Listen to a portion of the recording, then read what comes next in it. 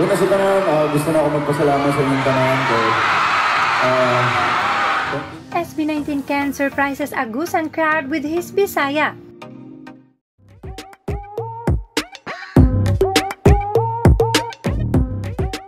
As fans, of course, we all know that Ken is Bisaya. Pero sa Agusan del Sur event nila, maraming casuals ang pumunta. Kaya marami ang hindi pa sila kilala o di kaya'y mga kanta lamang ang pamilyar sa mga ito.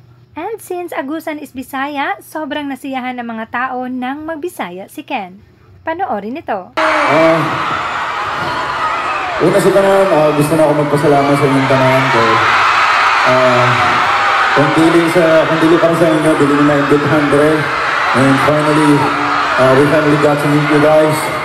It's our first time here in Aurora. That's why lipay kayo nga naami diri karon.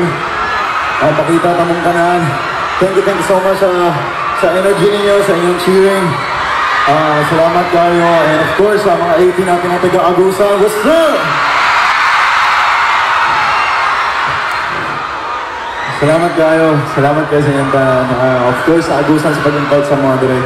Dili na mo ni kalimtan. Thank you so much.